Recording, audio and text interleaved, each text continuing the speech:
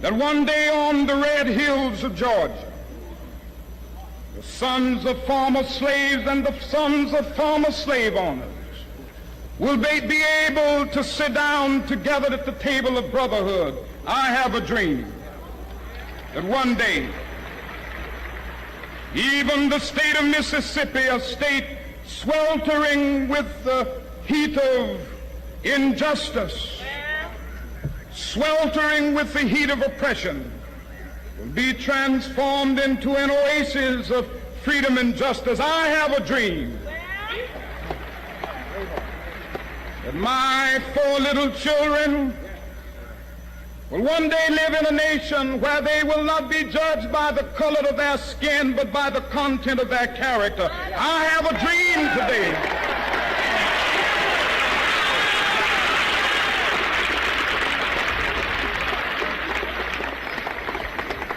I have a dream that one day down in Alabama, with its vicious racists, with its governor having his lips dripping with the words of interposition and nullification, one day right there in Alabama, little black boys and black girls will be able to join hands with little white boys and white girls as sisters and brothers. I have a dream today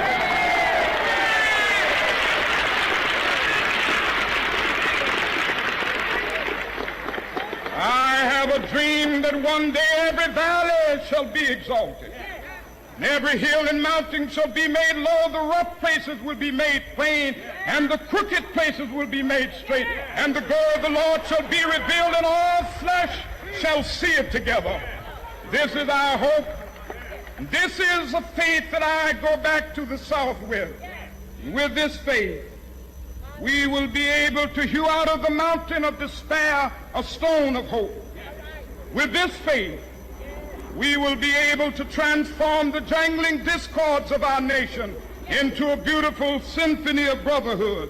With this faith, we will be able to work together, to pray together, to struggle together, to go to jail together, to stand up for freedom together, knowing that we will be free one day. This will be the day. This will be the day when all of God's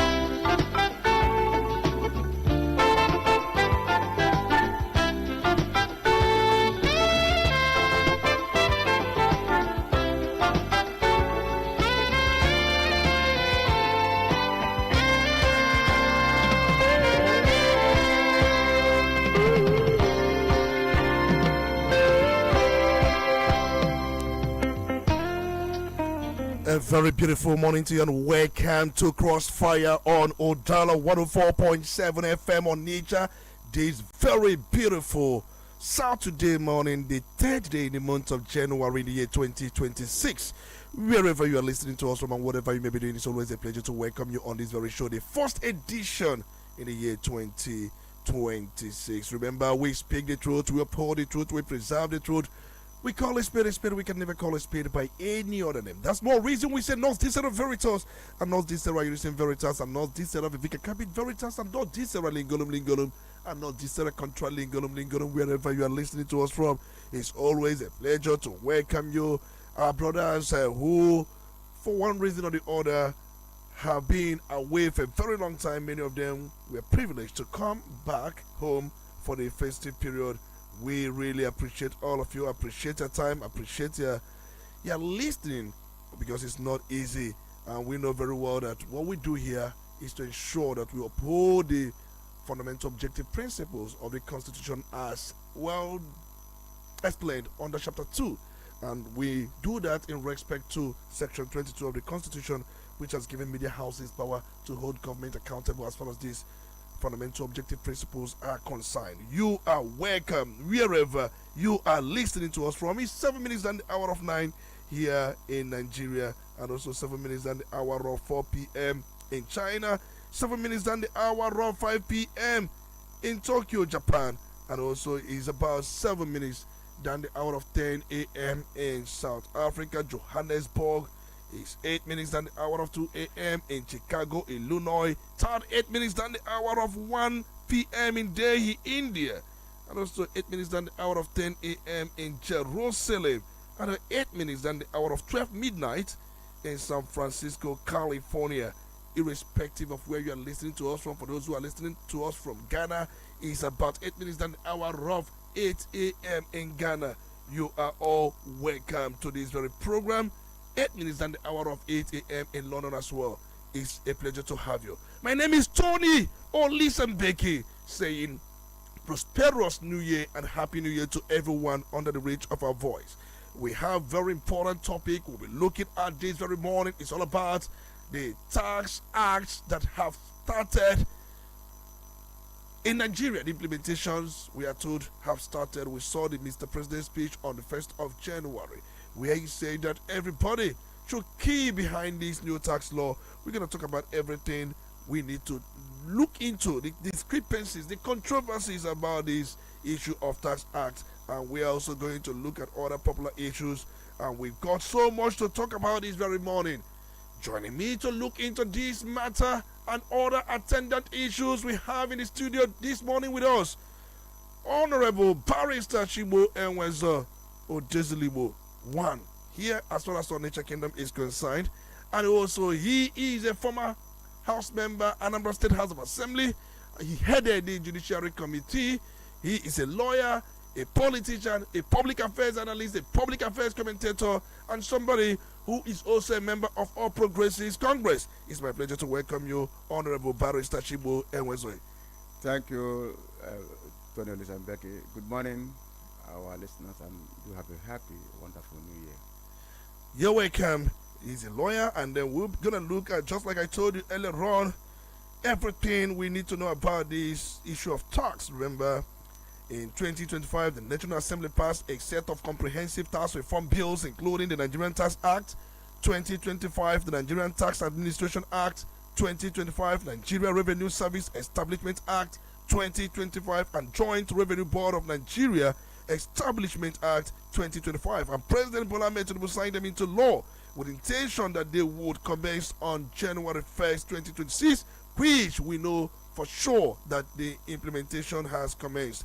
But these laws overhauled existing tax regime, changing administration procedure, and expanding tax net, and so many things are in there. But before we go into deep, let's quickly serve you the political random stories across different spheres of the country for you to know what is going on politically across different length and breadth of Nigeria.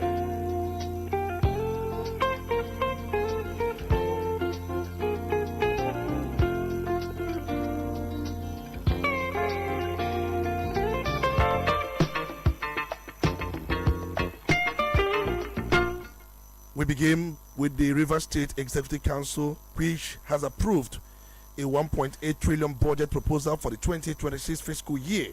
The approval was made at the State Executive Council meeting held on Friday evening. The newly sworn-in Special Advisor to Governor Siminala Yusuf Fubara on economic matters and social development, Professor Peter Mede, said the budget was designed to enable the state to complete and advance key projects in critical sectors. So, after the approval by the State Executive Council meeting, definitely they'll have to transmit it to the State Assembly, and we expect drama as usual. Minister of the Federal Capital Territory, Nyesom Wike, has insisted that there will be no second chance for River State Governor Similarayos Fubara, accusing him of failing to provide effective leadership. Wike said any leader who is unable to maintain a working relationship with local government chairmen, members of the State House of Assembly, and other critical stakeholders lacks the capacity to govern effectively.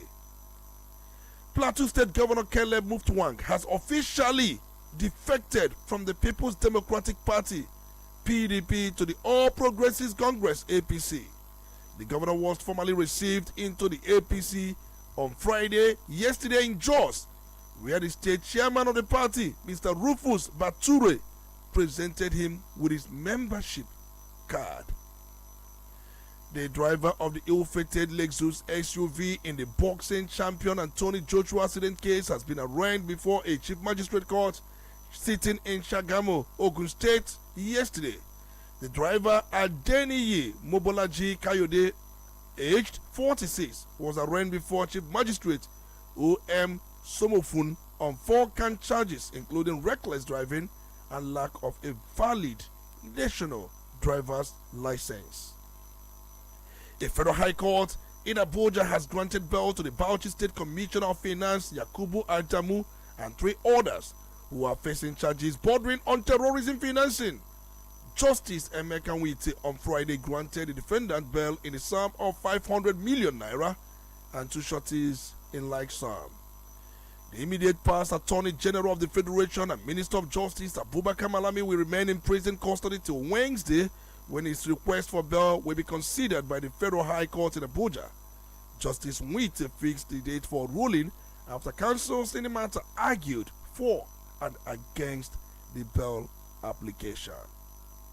The Independent National Electoral Commission (INEC) has dismissed reports circulating in some quarters claiming that it has released the timetable and schedule of activities for the 2027 general election, describing the information as false and misleading. The dismissal effectively rubbishes INEC's initial projections detailed in a document entitled Election Management in Nigeria 2015 to 2025. The Nigerian Air Force on Friday said it has successfully coordinated response and recovery actions after one of its unmanned area vehicles experienced a loss of link during a routine mission under the Operation Fasanyama. The Director, Public Relations and Information NAV Air Commodore Ehimen Ejodeme made this known in a statement yesterday in Abuja. The Naira on Friday opened the year 2026 positively appreciated against the US dollar at the official market, trading at 1,430 Naira 84 kobo. According to data released on the official website of the Central Bank of Nigeria, CBN, the Naira gained 4 Naira 90 kobo. This represents a 0.34% gain when compared to Wednesday, December 31st, 2025, when it traded at 1,435 Naira 75 kobo to a dollar. And finally, a Kano State High Court yesterday issued an interim order suspending Hashimu Suleiman Dangurawa as the state chairman of the New Nigerian People's Party pending determination of the suits. Suleiman Dangurawa is from the Garaki ward in Dawan Kintofa local government area of Kano State, and Justice Zuwaira Yusuf issued the interim order following a motion ex parte by one Mr. Shaibu Hassan and 9 other applicants, all members of Garakari ward in Dawan Kintofa local government area. And those news roundup stories, and we move straight to the business of the day.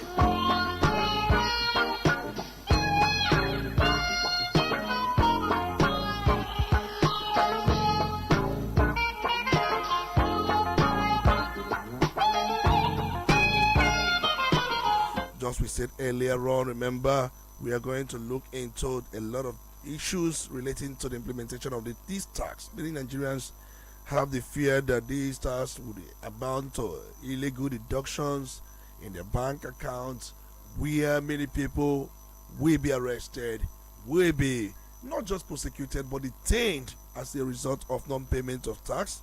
But we have got a legal challenge, and remember, there was a litigation before a federal high court.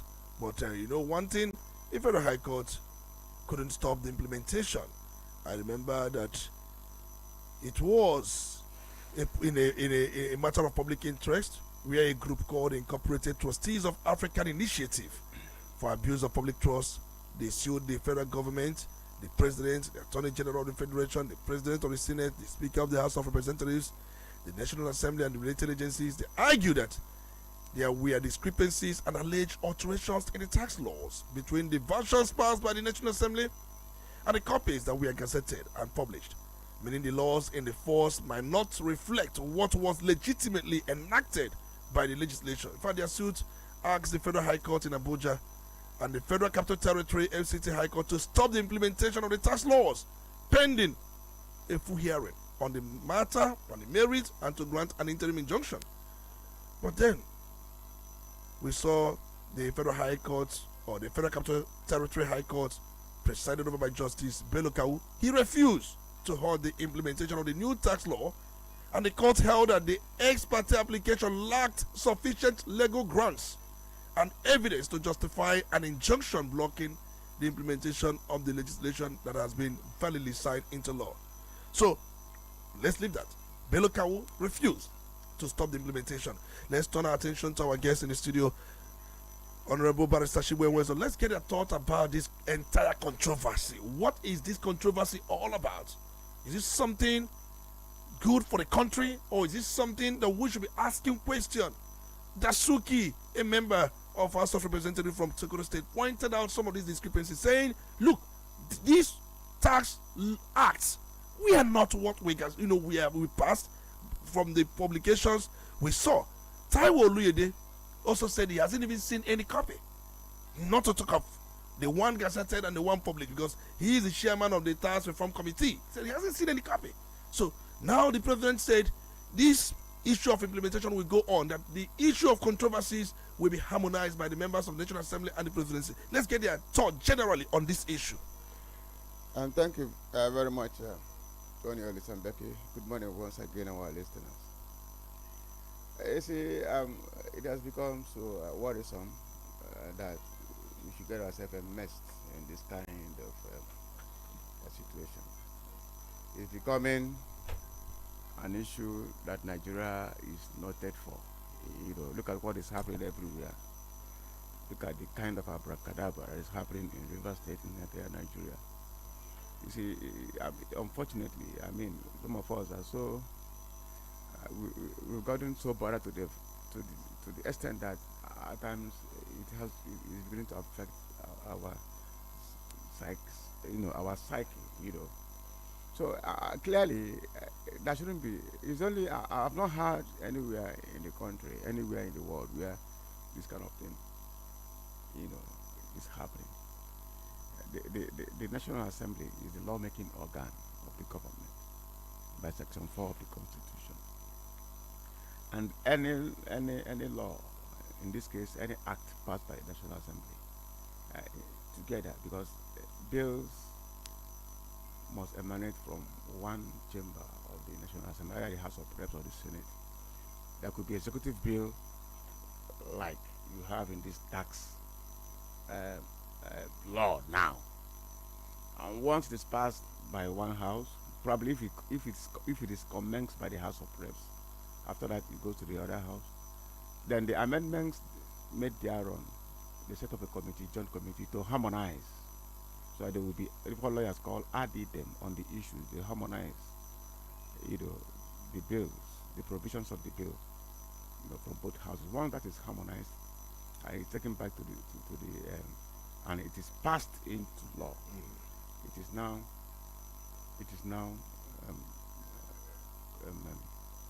moved to the president for his assent within 30 days. Yeah.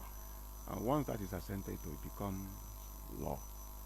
So the point that has generated this controversy is the National Assembly passed a bill.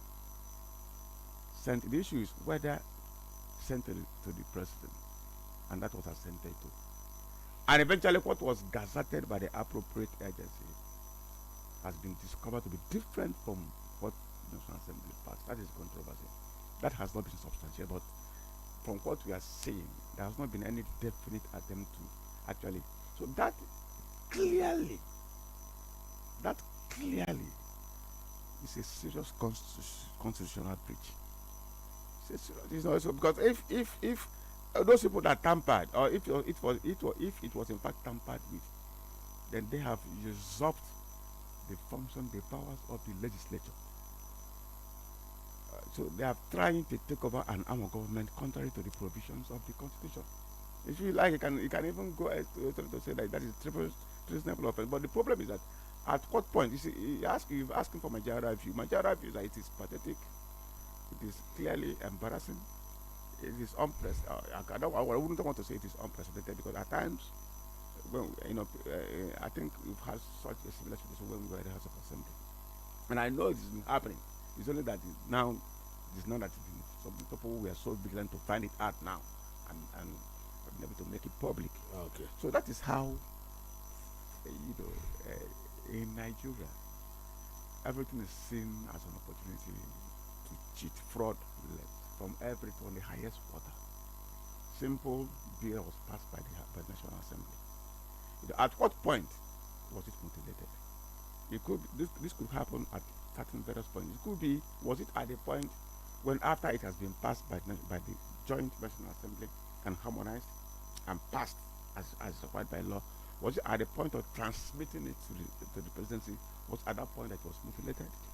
Or was it at the point after the president has assented to the bill passed by the National Assembly? Because the National Assembly is not under obligation to rubber stamp the bill.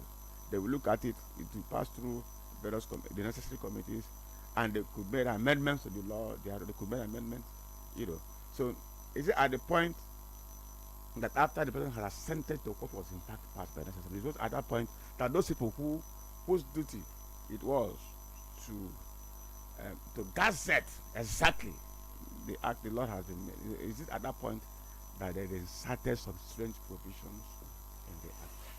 These are things that you need to find out. But generally speaking, this is deplorable. This is the height of irresponsibility at the height of government. This is intolerable, and it shows. It demonstrates graphically how irresponsible that we can be in running the affairs of Nigeria. This is one aspect of it. We won't talk of other areas. If people can mutilate an act of National Assembly, a bill, and assented to the president, mutilate it, add some or take away some provisions that were in fact passed by the National Assembly, and now pushed out what was not in accordance with what was passed by the National Assembly. So now those people that did this has taken over the functions of the National Assembly, just like somebody taking over the powers and functions of the president or the governor. So to me, if you look at the relevant section of the constitution, that is treasonable. So you are saying that this is a treasonable offense? Of course, yes.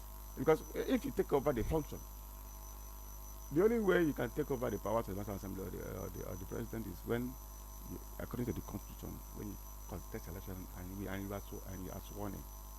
Now you begin to function in the capacity of the president, as the case may be. But when illegally or through the back door or through surreptitious means or through means unbeknown to the constitution, you then take over the function. That is what has happened. Because those mutilation means they are now making. We remember.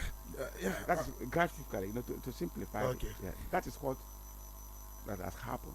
Those people that inserted clauses and now gazetted it as the National Act of National Assembly. They have taken over the powers of the National Assembly. They have taken over the powers of the National Assembly. Contrary to the provisions of the Constitution. And for you, that is treasonable. What is treasonable? Look at it. When you take over, the Constitution says no person or group shall take over the government or the people or any part thereof by other than what is provided in the Constitution.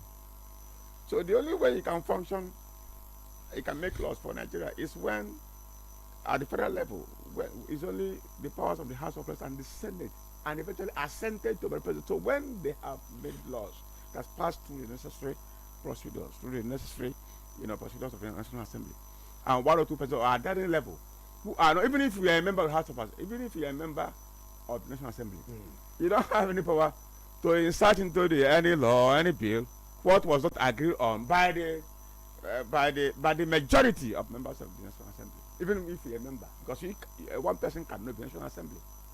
You understand the Yeah. So, not to even talk of external figures But outside the National Assembly. I want to point this into you, because if you look at the agency of the federal government that gazettes bills assented to by the president, is the federal government printer operating under the government printing office GPO, which is supervised by the office of the secretary to the government of the federation.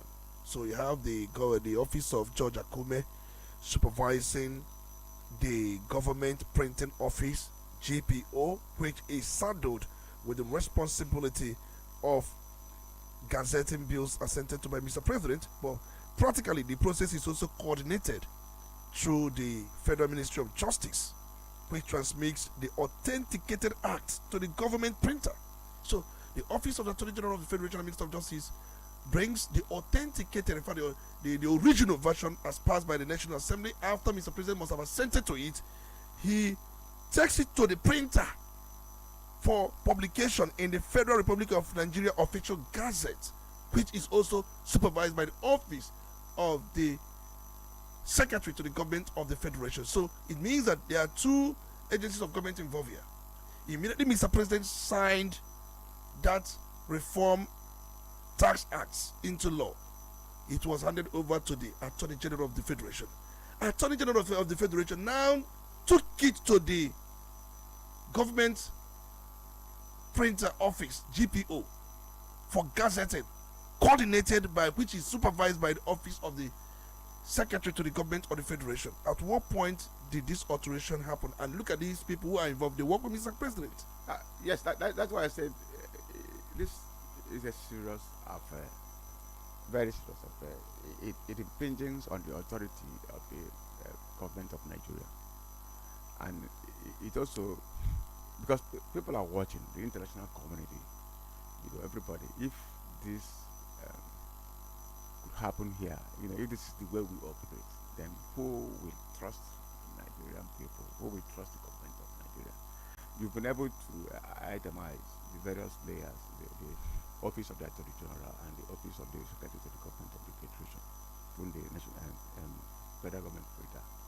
Also, I don't know if you will, I think it's also right to look at, having been in legislature, to look at this could also have happened within the National Assembly itself. You understand what I mean? So, apart from the offices you mentioned, what don't we expand our mind to bring the office of the Clerk of National Assembly into the picture, to see whether this error or this infraction could have emanated from his office. Because after, like I pointed out, the procedure for lawmaking in Nigeria, the National Assembly, if you look at the Constitution, section 57, section 59, you see the procedure. Because after the bill has been passed, because once the president sends a bill, executive bill, to the National Assembly, and what is passed by each house must agree. That's why you have this harmonized joint committee to harmonize. There shouldn't be any difference once it is harmonized, because those bills the National Assembly is not they have to look at it, affect some amendment as the case may be, make suggestions, add, subtract, but what is important is that the 2 houses must agree on whatever amendment made by any of the houses. That is why you have the harmonization committees. They will harmonize it, and they will now come present it to her, and they agree this is what exactly that we are going to pass. And once it is passed, the office of the Clerk of the National Assembly, or the House of Assembly, as the case may be, will make those corrections, print those things, the laws that have been passed. The bill have been passed by that says it's not law yet. That has been passed by the National Assembly, then and forward to the president. The president will now probably, that's an internal situation, probably will send to the stage and they will now look to see if they disagree with some of the amendments. If they disagree, the president can now withhold his assent and say, look, I'm not going to send this law forward. Then, if the House passes it again, it becomes law without the president's assent. You understand what I mean? Yeah. So, the point I'm trying to make is that at the point of forwarding the bill to the office of the president, it is possible for it to be tampered with at that point. Okay. Through the office of the clerk of National Assembly. You understand what I mean? So what if this is, I'm just painting a hypothetical picture. What if the officers of the National Assembly are interested in certain provisions, which they are not courageous enough to bring before the members to pass, to bring in those provisions into the. Yeah. What if they announce, okay, let us wait. By the time it's been passed, everybody moves on with his life. The House Assembly or National Assembly begins to do, of course, other things. They will now, through the clerk, insert those provisions and send to the president for assent. And the president probably look at it and say, look, and probably he agrees with it, maybe, you don't know, and he assents to it. At that time, that mutilation has happened at that stage. At the moment the president assented to it, with their own hypothetical picture now, would that bill or would that very assented bill becomes law? Of course, it becomes law. Practicable. Sorry? Even with the mutilations, No. maybe at that level. At that level, we are not learning of the mutilation after it has been assented. So, even, is that what I mean? So, I'm talking about, I look at, we are not learning of the mutilation. Because if any law, president is expected to assent to act of the National Assembly to bill, is not expected to assent to any extraneous insertion into the bill. If there are extraneous insertion into the bill and he assents to it, that is not the bill. It can be challenging court. There's only court that can set it aside. That's exactly. That is not. If you add comma in legislative, you add comma to any that was not contained in. So that will make that law not to be the bill passed by the National Assembly. So the point I am making, if it is discovered, if it is confirmed, if it is ascertained that what was passed by the National Assembly, by the joint session of the National Assembly as harmonized, was not what at any level was not what was assented to, or what was assented to was not what was gazetted, because gazetted is to the public now to take note of the law. That is the essence of gazetting laws. Now it is now a public document. People can have access to it. People now begin to, so at the point it was assented to, that the issue really that we should be able to unearth is at what point, because people must be accountable for this kind of abominable act. Okay. People must be held accountable. So now, at what, that is why there must be full investigation, serious investigation within the National Assembly and within the it was. So if the bill, what was sent to the president was exactly the bill passed, and that was what the president assented to. If it was tampered with at the point of gazetting, who now the point is that who are those responsible for tampering with the law, or who are those that instigated or that brought about that situation? They should account for it at that level. Could it be pardon of the law? Because when we hear pardon, Nigerian legislature, at a point introduce the word pardon, and we are told that pardon has to do with insertions, very, any form of insertions that are, not just illegal or tampering of any piece of law. After it must have been passed, you alterate it to your own advantage. It was said to be a kind of a pardon. So could this be pardon as well? Pardon is not different from what we are experiencing, what the situation is now. Pardon, people use the word pardon when it has to do with appropriation bill. If what was passed for example, for utility or for by the National Assembly is 1 billion, people will now go behind to start make it 1.5. That's what is contrary to what was in fact what was in fact presented. But people at times people confuse pardon with amendment of the proposal. The legislature is entitled, is at liberty to what was to actually deal with the bill and make amendments. It's not what I mean. So those amendments are not pardon. It's not what I mean. They are entitled to, assuming that what was appropriated or what was the subsection of what was contained in the bill for the judiciary, for example, is 1 billion or 2 billion naira. The judiciary makes a request at the time of budget defense.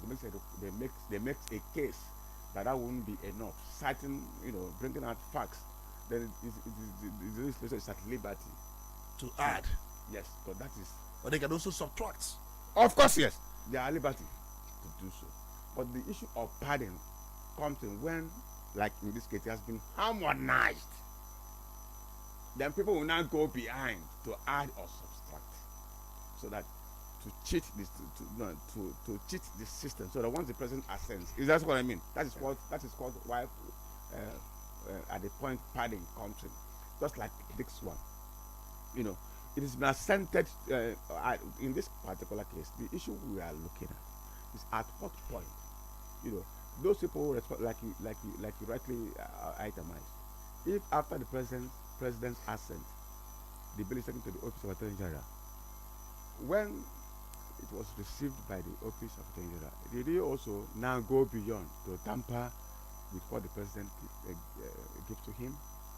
If okay, or did that happen after Attorney General has sent it to the government operator supervised by the office of Secretary to the government of the Federation? At what point did they now go behind to mutilate, to insert certain provisions in that bill? In that case, what we now have is not a bill passed by the National Assembly and accepted by the President. So that is not, once that is discovered and proven, that is not the law of the National Assembly. Would you say that the implementation should go on until that is proven, or do you think the implementation should halt and then investigation carried out? Because we know very well we must operate with our tax laws. If you suspend your tax laws, it means that revenue of government will suffer. So what do you think is the ideal way to deal with this? Would you go on with implementation, halt the implementation, and conduct investigation, or just while the implementation is going on, the investigation as we go? This is a hydra-headed monster. You understand? We have to really dissect the situation. If a law if a bill has been passed by the National Assembly, accepted by the President, it becomes, for the moment of passing, it becomes law automatically. Okay. So implementation ensues. But at this stage, and it's also on the contrary, you cannot implement a law, a supposed law, that is not passed by the National Assembly. It becomes empty, nothing to implement, because that is not the law of the nation. Because you implement the law of the National Assembly as assented by the President. So if we have President assent, and that is not what was assented to, was not what was in fact passed, the implication is that that is not an act of the National Assembly that requires the President's assent. Is that what I mean? Now, at this stage, that is why I think we are being lackadaisical on the issue. That would have been a prompt investigation. This thing can happen.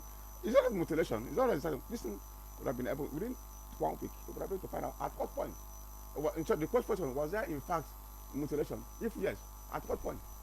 So that you now separate the version that was up about the assembly and from the version which was in fact passed.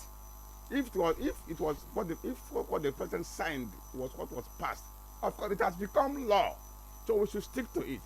If what was gazetted, because you have to gazette the law, was not what was passed, you cannot implement something, any law, any support has to be made by the National Assembly. You understand what I mean? That is why, when we, okay, if you say, let's implementation continue, what are you going to implement? Do you understand? Let's implementation of what law? Is it? Are we implementing the one purpose? It has been shown from the point of members of the National Assembly that was. Is that what you're going to implement? So how sure have we been able to separate, to do some separation?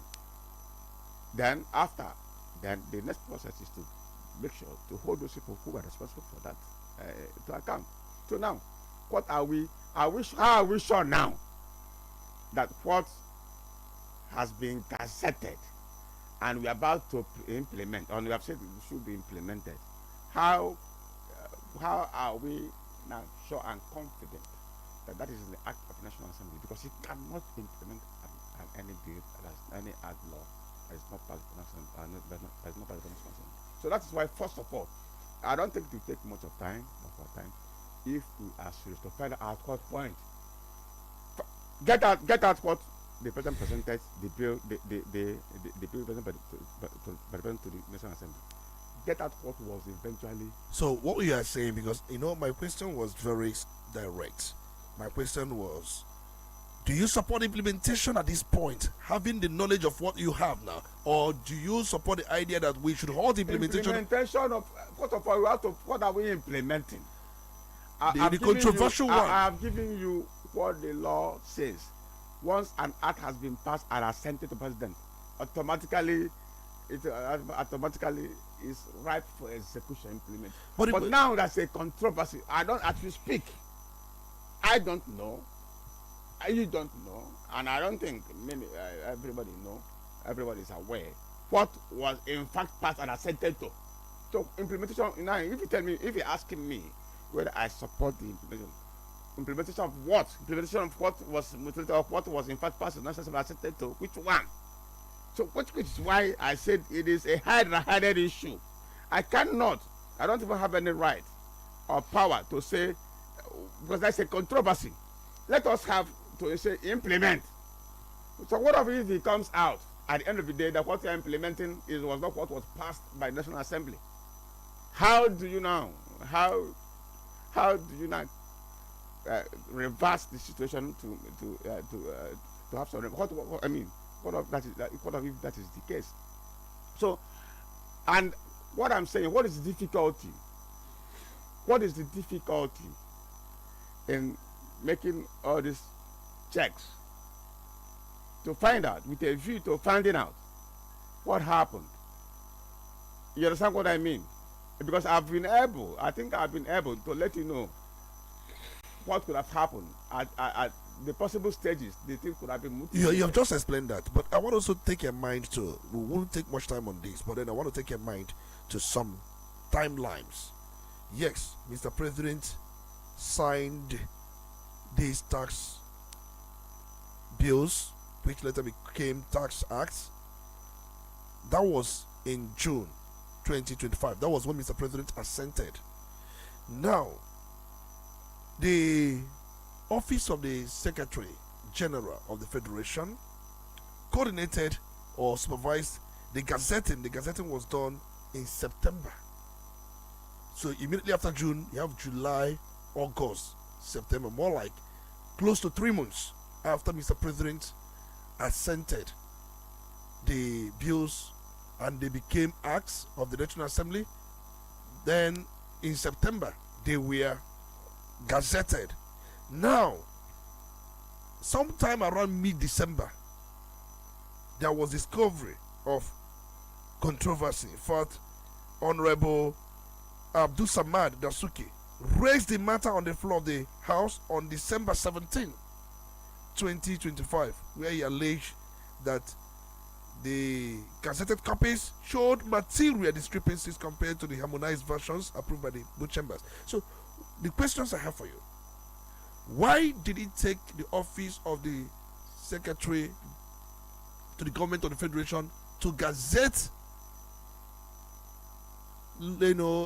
acts? Because it has become acts now. Because Mr. President assented in June. Why did it take so long for them to gazette? Almost 3 months.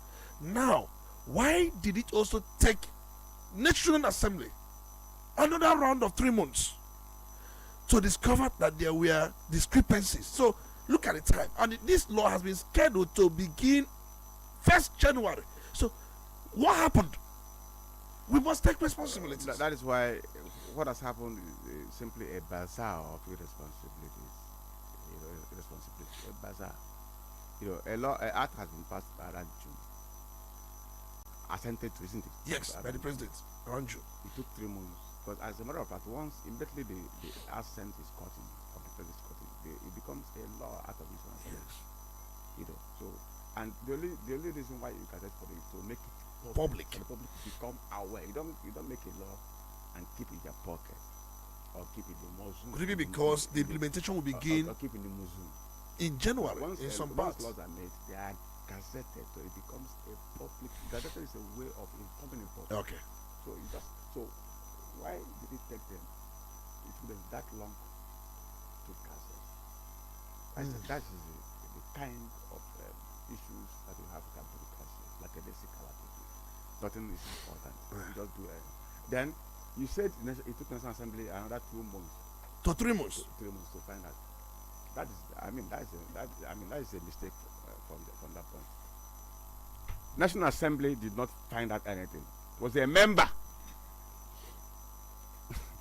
National Assembly didn't find. They never bothered to know whether in fact what was passed was gazetted. They didn't check back. They never bothered. So now you have to ask yourself, how many laws in Nigeria has suffered, has passed through that kind of thing? So never bothered. It was a member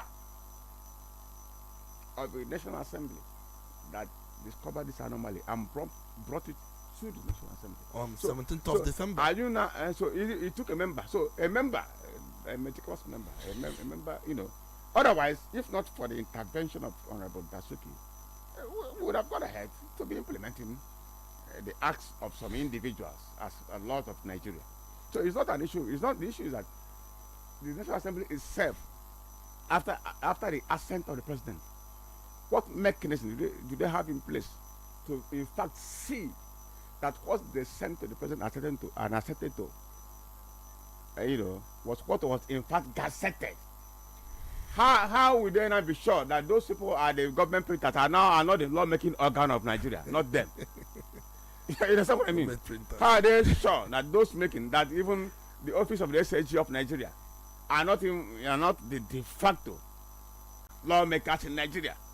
They're going to find out these things if they have a mechanism of checking. Because as a matter of fact, once you send these things to the and you send them to, and because it has to go through some other persons to become the public document, you must have to, after they have gazetted, you have to have an office or to check, in fact, to know whether it was in fact what was sent as to what was gazetted. Otherwise, there are people who are in fact making laws who are not elected to make laws for Nigeria.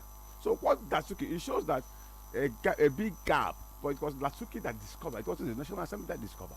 So these are lapses that has permeated the system, that renders our system to lack integrity at every level. So it is the point I'm making. So you ask the question whether which one is going to be implemented.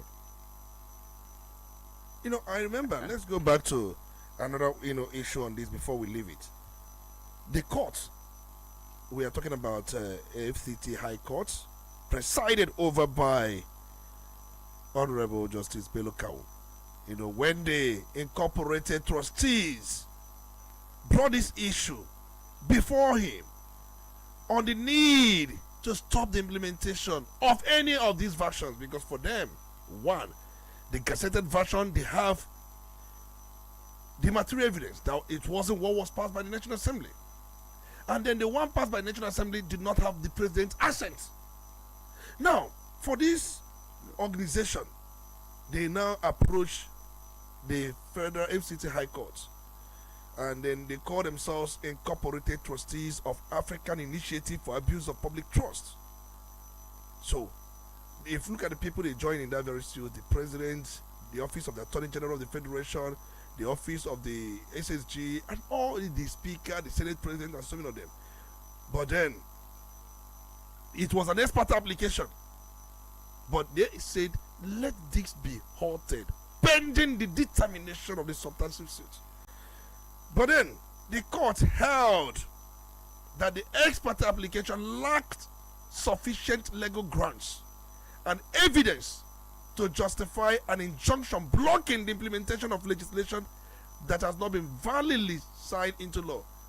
According to the courts, the plaintiff did not show that the implementation would cause irreparable harm or that fundamental constitutional rights were being violated in a way that warranted immediate suspension. What's your view about this declaration by FCT High Court? Sorry, Olisa Mbeki, let me tell you. You see, the courts at that point, they brought an expert application. Yes. Over a matter that has been on for a long time. Expert means there is real urgency. Yeah. Expert means I want the court to make an order against Nigeria, without make an order already. Preservation of the status quo ante. You cannot, expert application at most times means when you have injunction means to stop something, the occurrence of an event which, if allowed to occur, will cause irreparable damage to put the person asking for his stoppage in a situation that he will not be able to recover anymore. Yeah. These are principles of law. And before you can achieve that, first of all, one of the requirements that is must show that extreme urgency, that it is impossible or difficult to serve the other side. You know, that if the time it will take to serve them is allowed, then the primary measure would have happened. Were they able to demonstrate that before the court? That is the question, first question.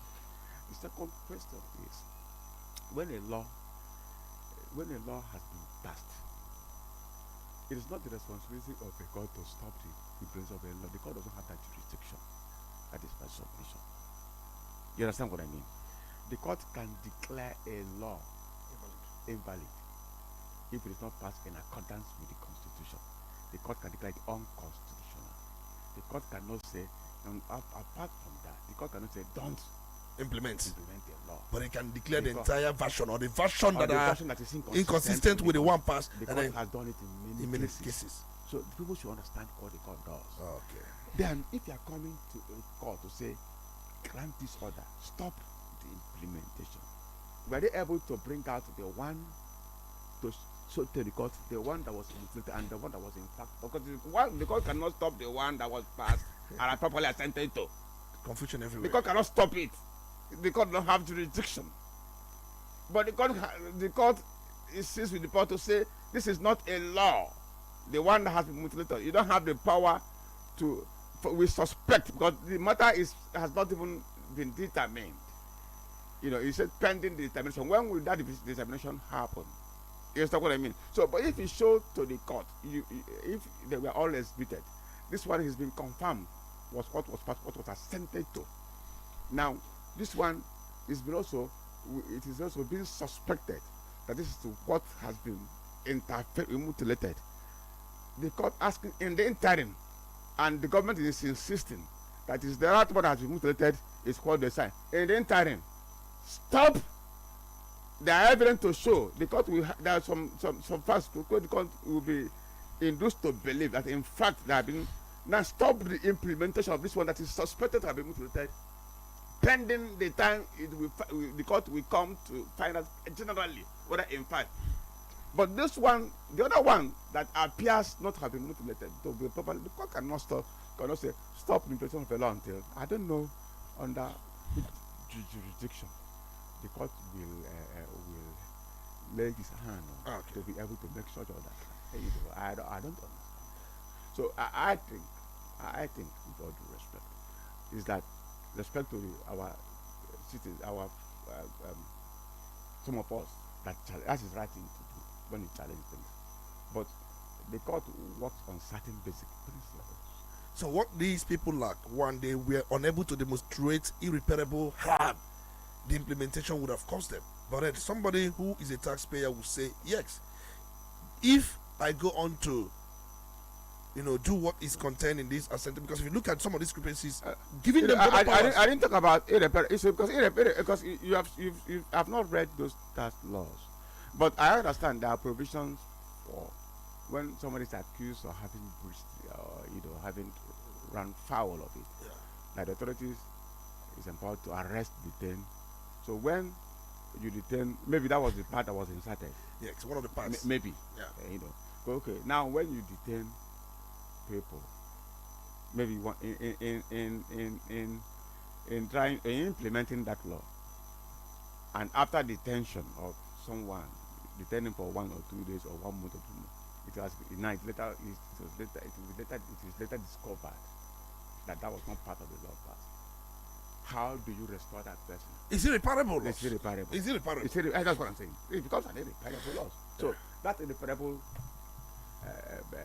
issue is irreparable because it cannot, what the person has gone through, it is difficult to compensate him. How much will you compensate, and who is going to do the compensation? So that is why what is not, because it has contained some draconian provisions. And it's not only that these are innocuous provisions, you understand me? Because there are provisions that you can now say, no, it won't cause much harm. If there are provisions, when you are being, when you're dealing with you, maybe you pay 1 million or 2 million extra. That money, of course, can be refunded if in fact it is found out that he ought not to have parted with that money.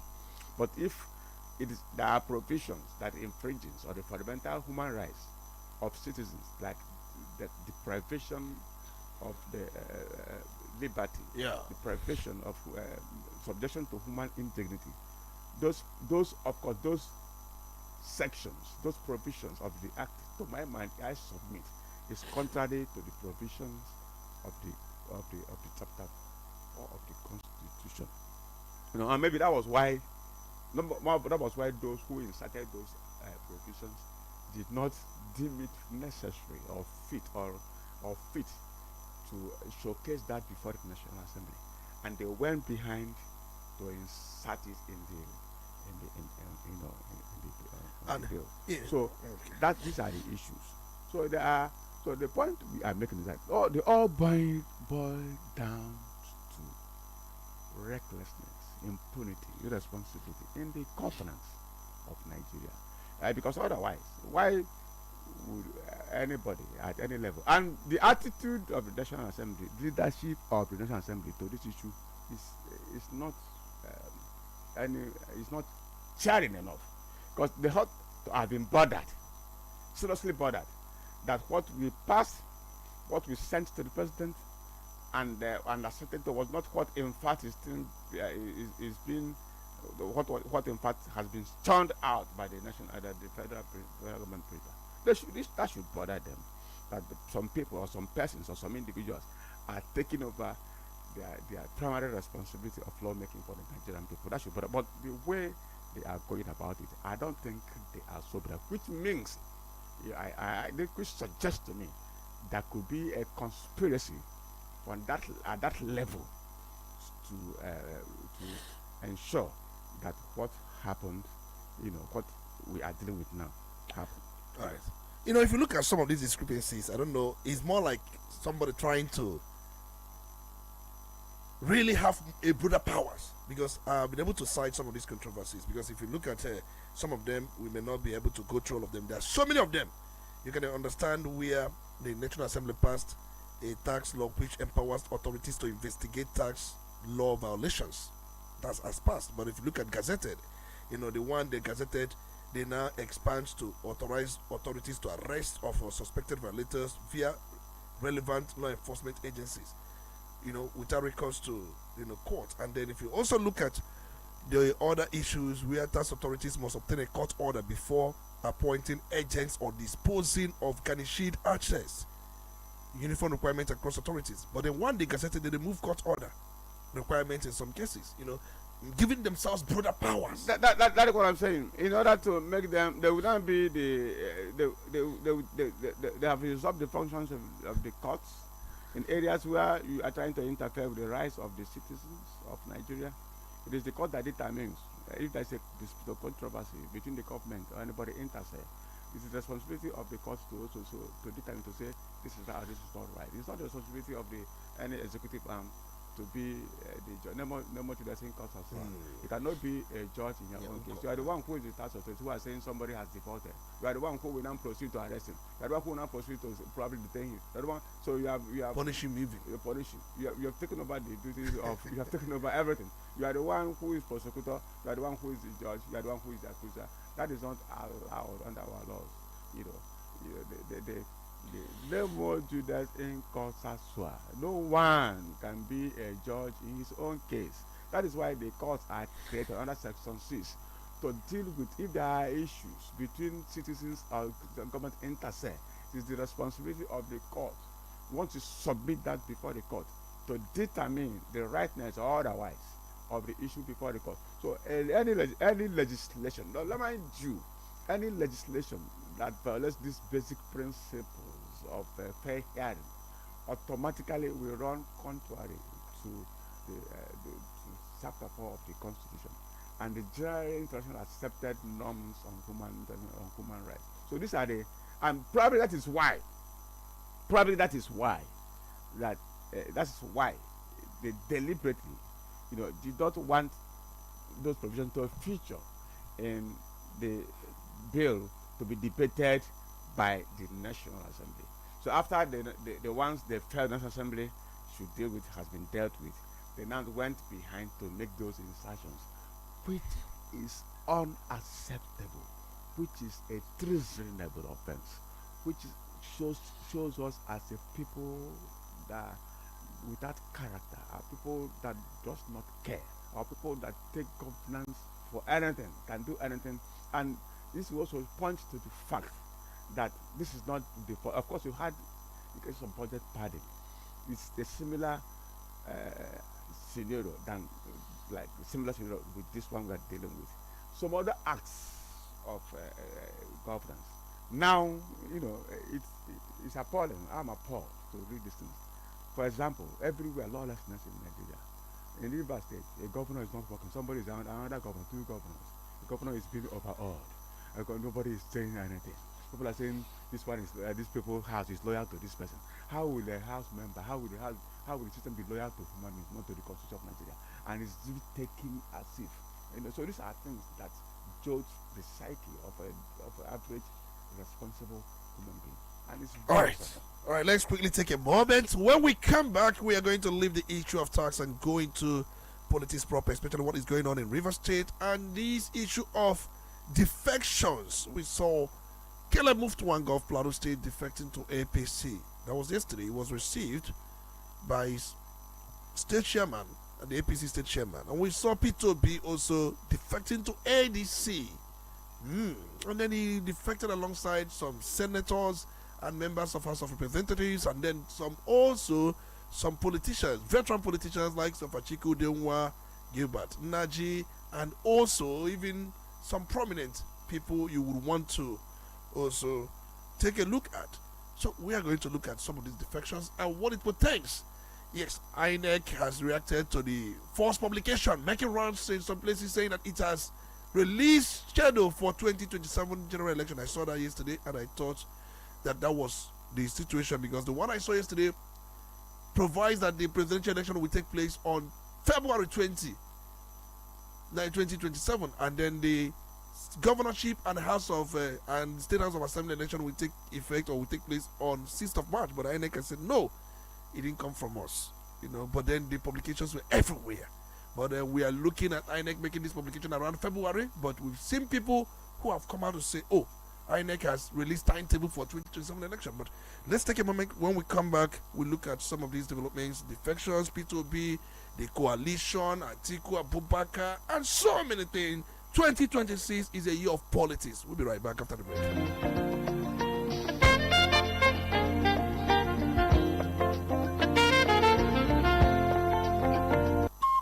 Udala Radio, 104.7 FM.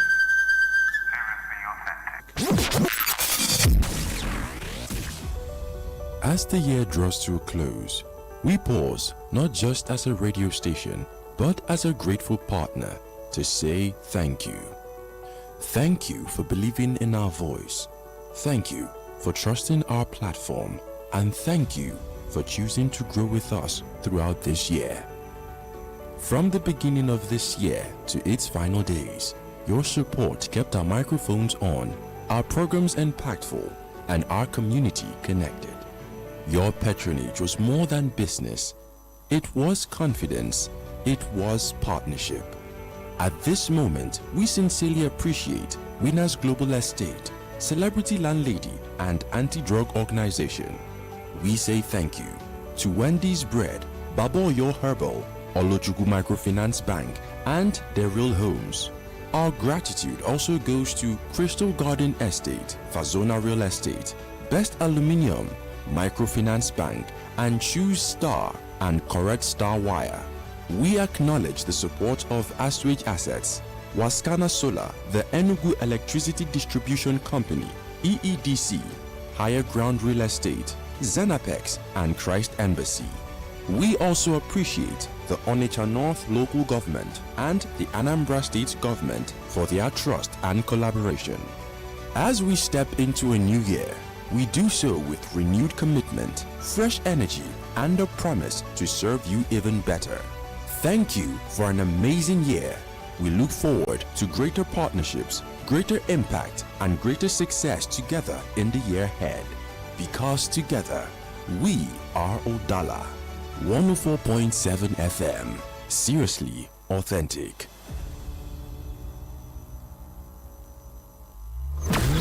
When the stakes are high, the debates get hotter. When the issues demand clarity, we bring the fire. Welcome to Crossfire. Crossfire, where politics meets perspective, where issues are dissected, and where no topic is off limits. From the corridors of power to the pulse of the streets, we break down the politics, the controversies, and the decisions that shape our nation. Join Dr. Tony Olisa Mbeki as he puts guests on the hot seat, drilling them with the tough questions, demanding the hard truths, and leaving no room for half measures. Get ready for fearless conversations and uncompromising analysis. Crossfire, exclusive on Udala 104.7 FM Onitsha, every Saturday from 9 a.m.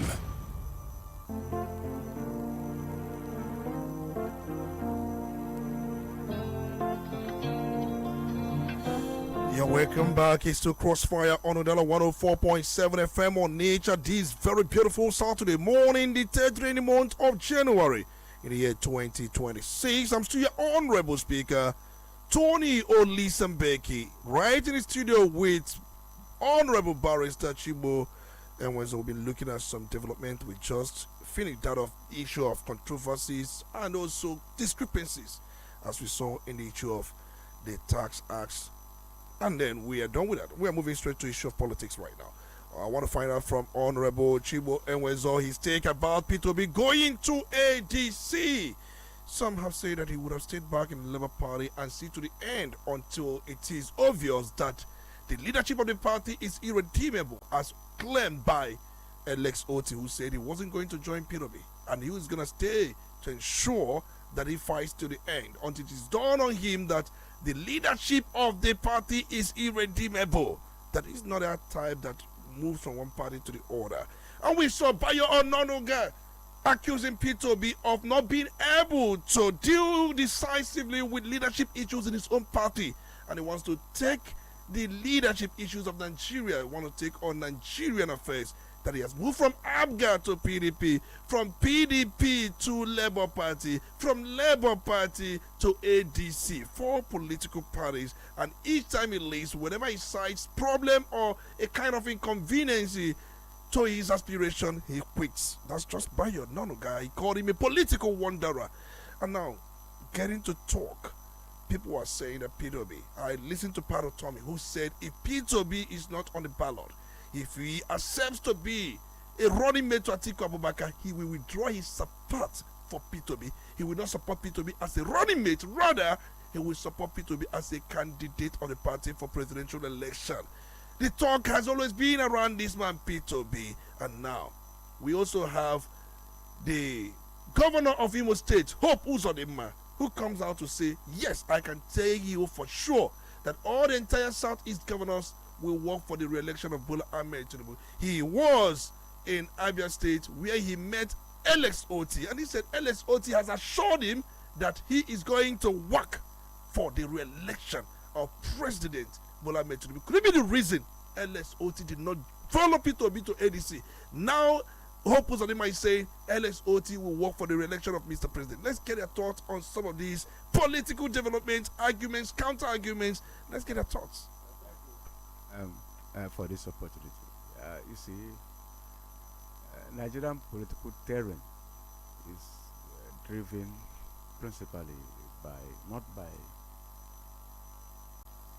laws, not by ethics, but by clear selfish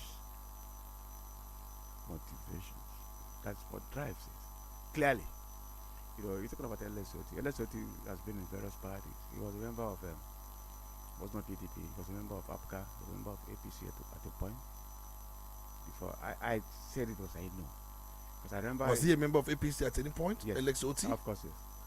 I was a member of APCA. Remember in 2000 and it was in 15 when he vied for the governorship of the Abia State, and was cheated out of that election. That was when Ibazu was first elected. At the LSOT, he contacted me, and we had a retreat in Lagos for members of the House of Assembly elected. That most of them were APGA candidates, but when he got to the turn of governorship, they cheated him out of it. So, in anticipation that he was going to be governor, he contacted me, who invited me to take on the incoming legislators in some courses in Lagos, in kind of induction kind of. So I am very sure, because more like you work as a consultant to LSOT. When he invited you to take on some of these, he wanted to do a retreat for the House of Assembly members. I needed people to take on some issues, like teach them certain things, and he contacted a close aide to Obiano who contacted me, and I spoke to the LSOT, and then I was invited to Lagos. I was with them for 2 or 3 days, where we did some constitutional, deal with the issues of lawmaking and things like that in that retreat. So then he was a member of APGA. LSOT eventually was a member of APC. He joined the APC briefly before he moved to Labour Party, and was able to win the election. So I've been able to, I've said this to let you know that LSOT himself has been moving from one party to the other. So if he refuses, he's entitled to change, not necessarily following P2B, to decide to join, because at this level I don't think he's following anybody. LSOT is a a self-made man, a man who, of course, me and is solid on his own, right? So maybe for some private reasons, and don't forget, most of the governors in Nigeria are all rolling over themselves to align with even those who are not in the APC, are in the APC for the purpose of Tinubu's election, including the governor of Anambra State. But they are not in the APC. So what that tells you is that there's no political divide. What divides now is interest. And the people are the worst for it. Are you getting what I'm saying? There's no Wolfwang, what is called, that has joined APC. They have all of them. Only few governors now are in a party other than the APC. And even those governors, none of them has professed that they are not aligning with Tinubu's president. No, Balatu Muhammad has professed. Except Shey Makinde. Shey Makinde, except Shey Makinde and Bala Mohammed. I don't know of any other one, excepting Bala Mohammed and Shey Makinde. So, because that shows that our democracy is not working, and they are afraid that. So, if why do we have multiple political parties? What is the essence of multi-party system? What is the essence of multi-party system? Where parties, the parties will show what they are going to do, their ideological learning. And if all of us, if everybody is done, then there's no need for party system. You know why LSOT's case is different is because he's enjoying the obedient support. Because most P2B supporters, they like him. Now, don't you think it's going to be a big disappointment for obedience who believe that after all this euphoria, this push that I've given him, he's now aligning with the president. That is what I'm saying. That actually sits well with my earlier position. That is about selfish interest. It was confident for him to enjoy the support of the obedience at the time he did. It's now confident for him, more confident for him, to align with the president. Now he's the governor, hoping that the machinery of the federal government, because we don't conduct elections here, will be deployed in his favor. Definitely. So even if people are not, and he has a very strong potential contender in the person of Benjamin Carlo. And could it be that there is this agreement in place that if he works for the re-election of Mr. President Bola Ahmed Tinubu, APC will not collect Abia State by hook or crook? Because even as we saw the other time, Benjamin Carlo was saying he hasn't joined the race. Everything is shaking. That LS Oti should pray that he does not contest. What does that simply mean? He should pray he does not contest. Means that the only person that can tell him not to contest is President Bola Ahmed Tinubu. Just stay away. Let LS Oti goes in, but let it be that he will work for my re-election. He said, LS Oti, pray that I do not contest, because just like you said, we don't conduct elections. That it could be that the machinery will be deployed so that Abia State will be collected from him. You've just your analysis is perfect. So maybe Carlo is being propped to terrify him. So if you don't take this action, you are in trouble. So that's why most of them are saying most of them are being blackmailed. Okay. So if you don't, we have an alternative to make the system uncomfortable for you. It's not going to be easy, right? And because the Nigerian people are not the critical part of choosing who governs them. Yeah. The reality is that most of these governors are jittery. They're jittery. In those, when we were growing up, in 1979, governors like Chimbobro, governors like Solomon La, governors Tatari Ali was APS, governors Abba, they were clearly opposed to the federal government. Committed, they were offering an alternative that the policies of MPN were reprehensible, that the governors of European states, Leticia Nabanjo, Bola Ige, Ambrose Ale. But they all suffered in the 1983 election. Many of them, their states were taken away from them. Bola Ige suffered it. That's what I'm saying. So many of them suffered the losses. That is, and now it has become more fair. Then, Bola Ige probably was rigged out. And the Pharaoh, Ondo State, was it the Pharaoh? Ondo State, I've forgotten his name now.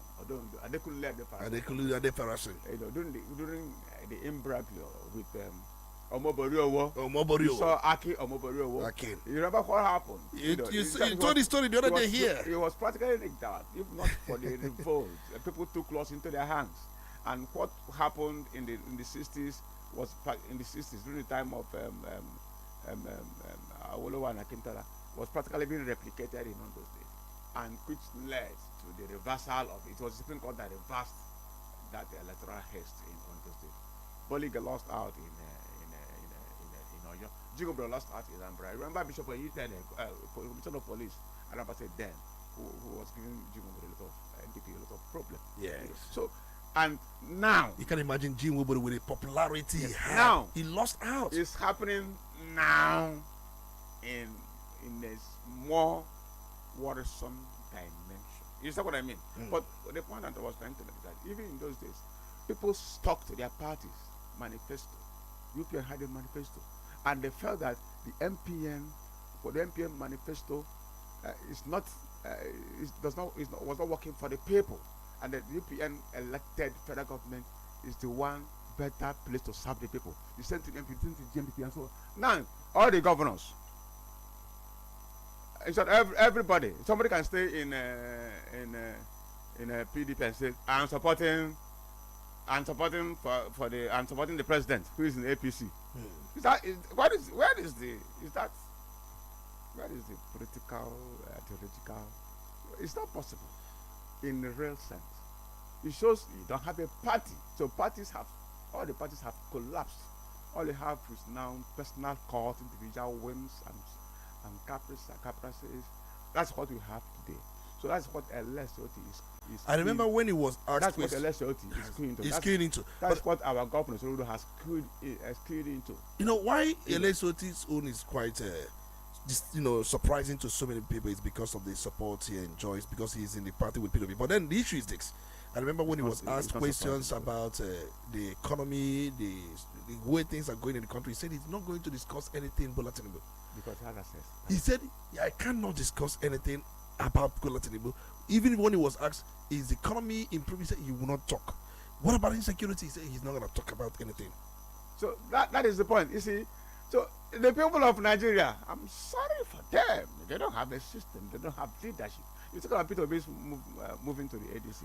P2B is entitled to, and let me tell you, we are not just being hypocritical. Because I'm not saying that if the system works as it ought to work, moving from one party or other will showcase ideological inconsistency. But as we speak, within the framework of the Nigerian system, it cannot be conclusively be taken to be so. P2B moving to the ADC, probably. Those people who said he would have waited for what his party has been taken over by the powers that be. And look at what. But let's say he's going to stay and fight. He's going to his party is the Labour Party. If P2B stays the Labour Party, I don't know if his name will not appear on the ballot, because the classes in the Labour Party will be so magnified in such a way that the Labour Party will not be able to present a candidate. What has happened in Osho State? What's happening in is it Ondo? Is it Ekiti State? Or Yebanji, somebody who's the PDP has nominated to be the candidate. That his name has not been manifested. Yes, I committed his name and said that. And why is it so? Somebody has been planted to destroy the PDP, which is the nation of Wike. Okay. And he has destroyed the PDP.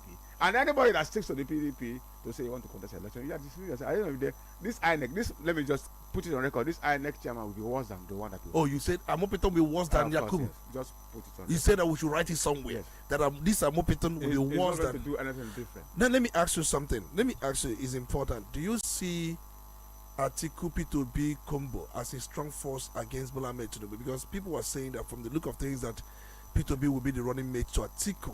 Do you see it as a strong force, or do you think that Atiku should hold on and allow South to complete his term? Because the power is in the South now. Let me tell you how my mind works, and I'll explain to you. I don't have any attachment to ethnic. What we need in a democracy where there is no competition. Democracy is about competition. The other day, Shey Makinde, if there is no competition, then the people does not matter. You just take what is offered to you. So any situation that you offer competition, alternative, is acceptable in any. Democracy is about ideas. Let all ideas blossom. Let people make their choices. You see what I mean? So when I've seen our people saying, unless P2B is the. You see, you don't do things like that. That's about autonomy. Unless P2B help. That's autonomy and some of there are so many people. If you want to grab power, they are not students of power. We saw what Dati Baba Ahmed said. The P2B running mate in the last election. You remember he's still in Labour Party. He said that he's aligning with Julius Abure, that he's not going to join or move around with P2B based on convenience. His politics is not about politics of convenience. It's a politics that is rooted in strong ideology. That is not about grabbing power, but most importantly, the ideology and also the issues and then the views and then visions behind the issue of power. That's what that Baba Ahmed is not following. And then Kenneth Okonkwo says anybody who hasn't followed P2B to ADC, the person is disobedient. Many statements coming from different persons. People are entitled. The point I am making is that people are saying some people who are opposed to the continuation of Polity presidency should not begin to be self-opinionated. They are espousing their sentiment as if that is valid. If P2B, as has done the ADC, power is taken, is not given. You understand what I mean? And I believe in people. How did Bola Tinubu? How was he able to make it a presidency? through Buhari. You see, no, co-as through Buhari. Through Buhari. That's how you Let made us- it. You see, let me tell you, if P2B had, if they had stuck together, we had Atiku for that, the would have been different. You know, but the point I'm making, through Buhari, they are lying. Buhari contested for 3 or 4 times with his 11 million, is it 9 million, 11 million? 9 and 11. But he was unable to make it. Until alignment with. One, by majority of the vote cast, and secondly, by Spread. making the necessary percentage in all the regions. Even if he was able, of course, he was not even able, but even if he was able to second majority of vote cast, he will never be able at that time to get the wider coverage as The required spread. by the constitution, the spread by the constitution. So that's why Tinubu marched with him. So Tinubu waited for 8 years, 8 years. worked with That was Buhari the to get connection. to power. Then Buhari was able to, because of the support of the Southwest and support of they were able to get not only the required number of votes, also the spread that was required for him to become president. And he was able to do that for 8 years. Now Tinubu and capital, having done that, now there has been a serious block within the South and Southwest and The North. That was why Tinubu easily emerged the president.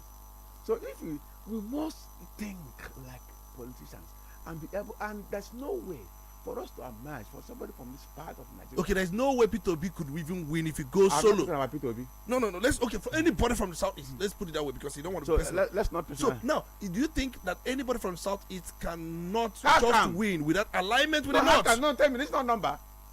No, how can?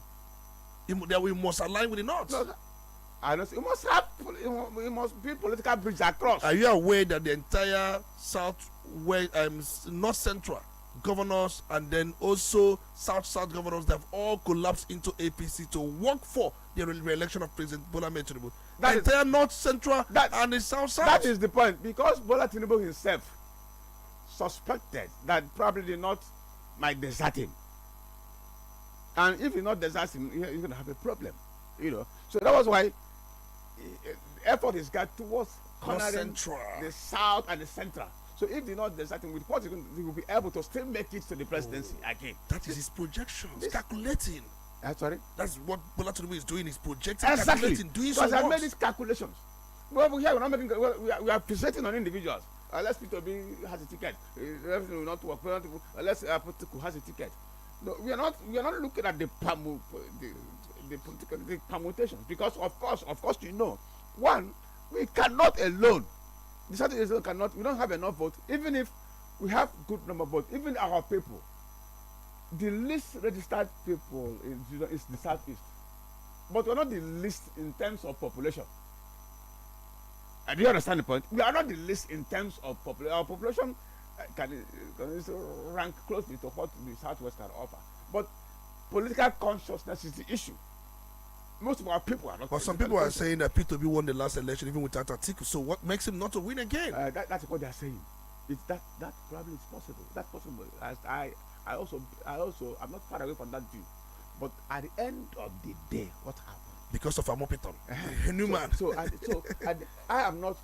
P2B posted a very impressive, extremely impressive, which means, and let us now do the calculation. Look at what he has been able to record and see what we are going to do to make it a far serious winning. So number. you are saying that what is best for him is to go with Atiku?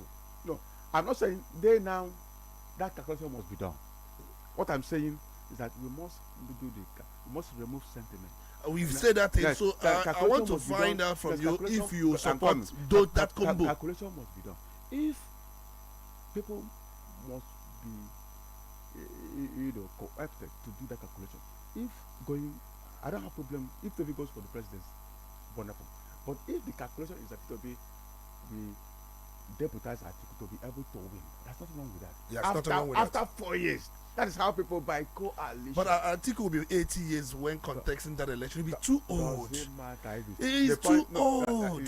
What do you think? We don't have time because if you look around, nobody has contested presidency in Nigeria being 80 years. Okay, if it is years we're talking about, let's talk about years. Are you not talking about power shift? Okay, you believe power shift should be more important than the age of Atiku. What? No. So because Atiku could be here and you may not be doing their own reckoning. age of Atiku is more important to you, so be it.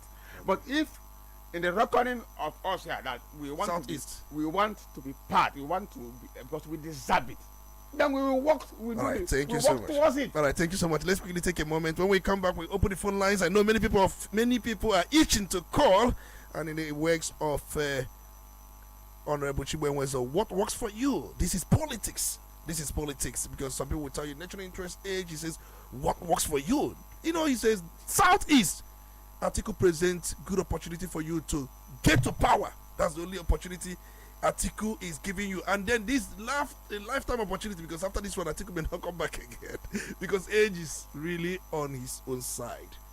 You know, age is on Atiku's side, and then It's not on his side. Is it age is on his side or not? no, not on age is on the side of Atiku.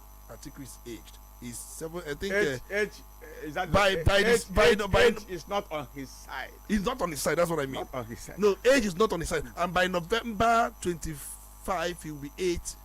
November this year. Let me from this is my own I'm offering this is my own opinion on the issue. Yeah, okay. If you are looking for power, you must calculate to get the power. You must put things and things together. Make this. Like I've told you how. You know, Awolowo in spite of, did never made it to the presidency. Yeah, you may never made it. Because he was basically lying about one region. He never got the acceptability. You know that region. You know, you see how Polity, and you see now that the system has changed. Look at he's calculating again.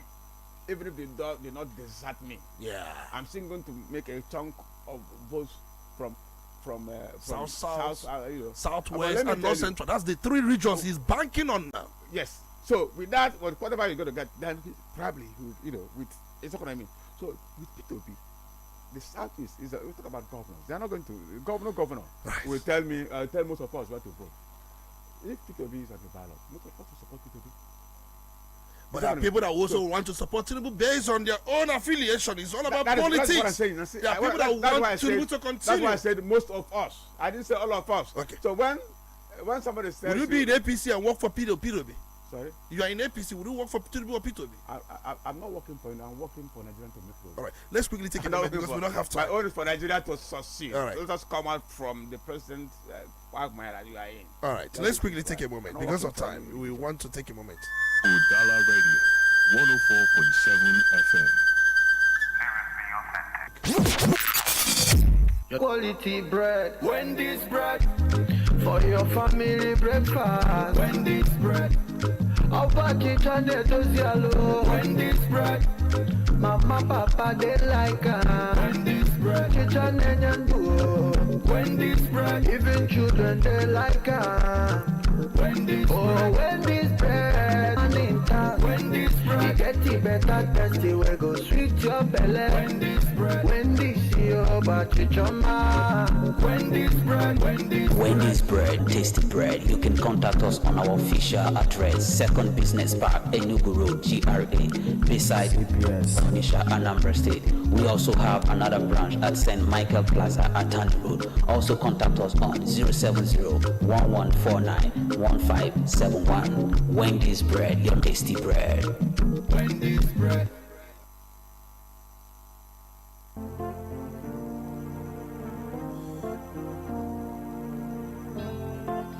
Because of time, we have to rush everything. We don't have so much time. We've been speaking, and this is really getting interesting. And then we have our guest this morning, Honorable Barrister Shibo Enwezo, who is making political projections, political calculations, political algorithms for Southeast. Telling Southeast what politics should be, not sentiment or emotion. That power is not served a la carte. That's Honorable Barrister Shibo Enwezo, our guest. And then we have to open the phone lines and allow you to come in. Remember, for those of you who have posted comments on our social media handle, we are going to read them. You can also make a post in there. You can write a comment because we may not take many calls, but we are going to assure you that we're going to read all the comments we're going to have on our social media handles. Go to Facebook, search Udala FM. The program is on. You can watch us live. You can also do so on our YouTube channel. Let's open the phone line 0803-221-6973 or 0803-827-6694. The words of Honorable Chibwe was to mark it somewhere that I'm hoping some may be worse than the past INEC chairman, Mahmoud Yakubu. And he may. All right, let's go back to the phone lines. There are many people who are on the line already. You have to make it in a minute. So let's see. Good morning. Hello. Good morning. You're welcome. It's good to have you. Good morning, my brother. Happy New Year. I wish you the best. You're welcome. Thank you very much. My name is Philip Chimezie. I'm calling from Isunjaba. You're welcome, Philip Chimezie. Are you in Isunjaba now? Yeah. All right. You are listening to us from But I'm living in Anambra, Tokoko. All right. All right. You're welcome. Good. I heard that P2B defect to ADC is a welcome development. But the funny thing there, they're mentioning I don't know, these names they're mentioning around him, like article them, that's Nachi. Seems like those names are big name in the ADC or something of that nature. But it's a funny thing. Let me ask article them, the time he just handled Imo State as a governor, only 8 years. He left. Let him tell me where he built a road. It's just this thing they call a road. Gene Webo followed P2B to ADC. You know, Gene Webo also followed P2B.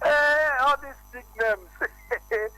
there are the names you keep around you. You scare people. You scare masses away around you. I'm asking article them. The time he ruled Imo State as a governor for complete 8 years, let him tell me where he built a road, even in his territorial zone, Olu, from Olu to Umuaka to Oru. So what are you trying to say? Because of time, we don't have much time. So you are saying in Olu zone. So what are you trying to say? What are you trying to say that is not the kind of name P2B should associate with? Is that the point? Yeah. All right. That's what I'm trying to say. All right, thank you. It's not let them keep those names by the corner. All right, thank you so much. We have to let you go because of time. Please make it in a minute. All right. Good morning. You're welcome. Good morning, Tony. You're welcome.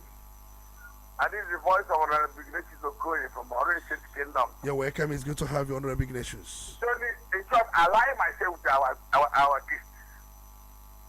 He put my submission in your daily in your program.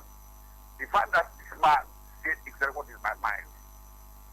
You see, Igbos, if one would get power, we must join with the North. I said it, I think 2 days ago in your program again. The North will favor us more than the West. And this is exactly what the game the Yoruba people played and clinched into power. Let's all do the same thing. Our people are just don't know politics. Let me go and contest for primary. If he wins, let him be the president. But if he fails to win, let him be the article's vice. With the article and P2B, ABC will get it up. It will not be easy for them. Forget of this, all the governors joining them. So governors are only one good to their family. Now you are suffering. You are suffering. There's no in the land. All right, thank you so much. All right, thank you so much. Governors, do mobilize people, mobilize voters, not just one vote. Good morning, you're welcome. Yeah, Dr. Olisa Mbeki, very good morning to you. You're welcome, it's good to have you. And our guest, Barrister, very good morning to you. Yeah, good morning. And I thank you for your analysis this morning. Yes, talking of Mr. Peter, his alignment with the North, that is what is called alignment. Working with Atiku Abubakar now. The best decision they must take is to allow P2B. Let him turn with. It is the form of the Southern to complete their 8 years. Anybody that will truncate that will have his plan. And we are not moving with such person. And they can't P2B off to allow such. If we articulate the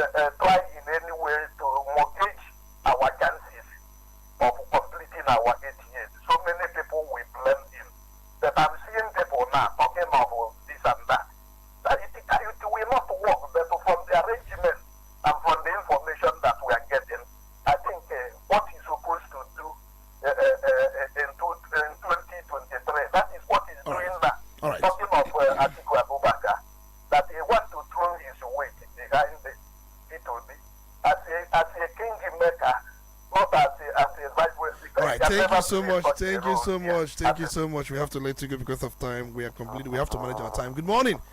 You're welcome. It's good to have you. Chief Tony Obona. Good morning. Good morning. You're welcome. Make it brief. My honorable in the studio, you are welcome. Good morning, my brother. I am greeting Esia Batego on the airwaves from Osumoro. You're welcome. Yes. This defection to ADC is a welcome development. It will be much more fruitful if the alliance would go this way. I think 4 years. It will be 4 years. That is the only way through which the Igbo race shall be relevant to the body politics of Nigeria. Let me tell you, no Igbo man can rule Nigeria on its own. We need one check across the river. Yes, the Igbos, we did it during the time of Zik. Zik aligned with the North. The Igbos this time, we aligned ourselves with the North. And it paved a very good way for the Igbos. We cannot do it alone. Since we are interested in Nigeria, politics, and whatever, the only way to go about it is this way to be is going. But then, All right. should not file out against Atiku, but rather should to be his running mate. All right. All right. You are saying that P2B should. Sorry about that. All right. You are saying that P2B should be. You will not go back with 4 years. All right. You have to let it go. You are saying that P2B should be the running mate to Atiku. Let Atiku go first 4 years and P2B. All right. Good morning. Oh my God, I'm sorry. You're welcome. It's good to have you. Please, we are managing our time. Good morning. I'm my leader there in the house on that day. You're welcome. I'm Others. meeting you from Ilada, as I say. You're welcome. Others. Getting ready for my uncle's 92nd birthday. A bit excited. I am so excited too about your discussion. Very funny discussion you have it. Very indeed. I'm excited with your discussion, both of you gentlemen there. Rather interested. I'll take you on when the time comes. Yeah. I'm going to take you on. But remember, I'm unrepentantly obedient. Yeah. Well, let's see how it's going to find out. Are you going to take all of us into one party? And you know what I mean? It's the only concern, you know. All of us one party. Which is the Oga Tinubu. How now? I hope Trump is listening. Have yourself a fantastic day ahead. All right. Thank you so much, Others. Very simple and short. And they say that there will be other days where some of these issues will be elaborated and also concluded. Good morning. So sorry about that. We're just managing time. Remember, this is Crossfire on Udala 104.7 FM on Nature. Let me ask Honorable Chiwewe a quick question before we go back to the phone lines. The lines are very busy, and you can see the lights being on. You know, look at the reactions of our listeners. What do you have to say about their reactions? I think they are very wonderful reactions.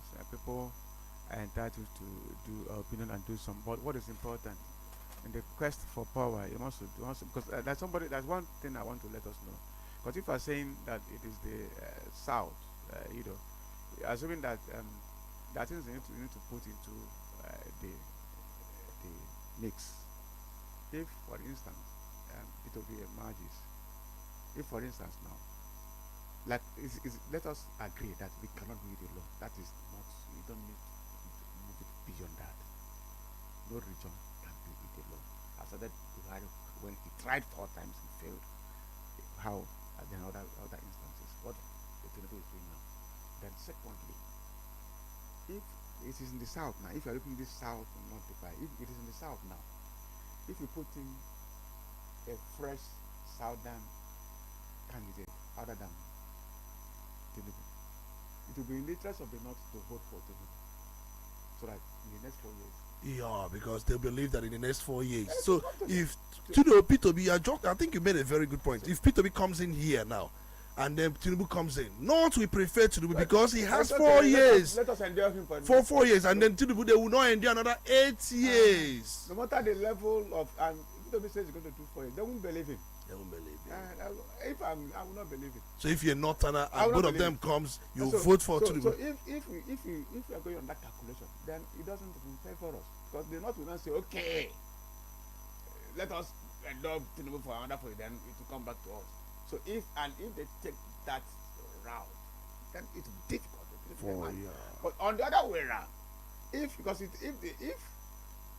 feel the northern, you are against Tinubu, another will feel entitled and I want to change the system, the status quo, and another, and they will give Tinubu a very big fight. If they win, an eastern person will become the vice president. After 4 years, then automatically you upset. So you are saying you upset the couple act. You need to do what you call an offset. Yeah. You must do your calculation based on reality, not on sense. So you are saying for sure the only way the North will support the Southeast will be let them queue behind Atiku, because that's what it means. A Northerner. I don't want to be mentioning people's name. Then the husband must have a handshake with the North. You must connect with the North. And they won't prefer 8-year routes. I don't. These positions are not for anybody anyway. But we need to be practical. We need to be very practical. I don't want to be mentioning Atiku, but what is when you extrapolate it, for us to win, you must be hand in glove with the North. In the same manner, the West, Southwest was hand in glove with the North to win. Are we not? It's not a simple thing to do. There's no way we can, right from the time of Zik with all his towering, could not be Nigerian Prime Minister. It's not what I mean. Then take it down, even when they start forming the PPA during the Second Republic. So it is a practical thing.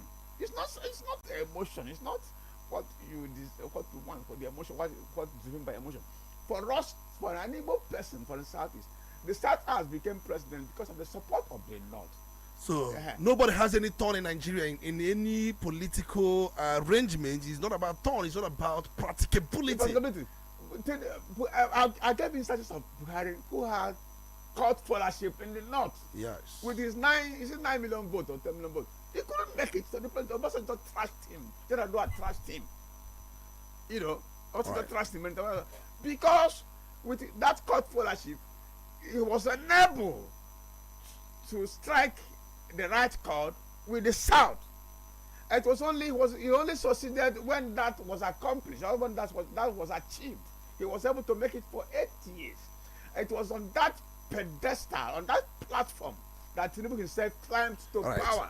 Do you understand? Yeah. It was on that platform that has been erected that Tinubu himself easily climbed to power. So for us, if we are talking in that manner, using that calculation, for us to also make it to that position, which I think we deserve, we must have the patience, we must have the capacity to do some calculation and do some political realignment that will accommodate other regions, particularly the North. All right, let's quickly take a moment. When we come back, we'll continue with our conversation. We'll be right back after the break. Udala Radio, 104.7 FM.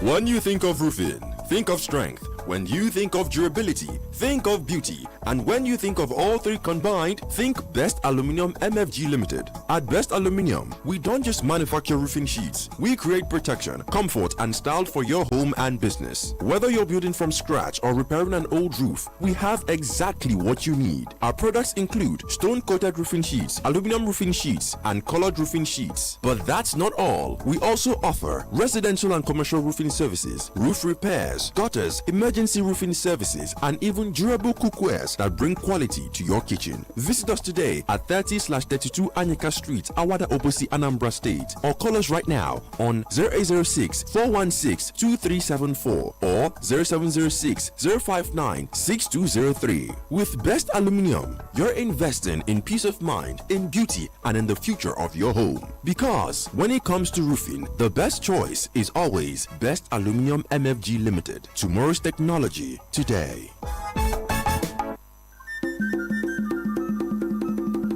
Public notice.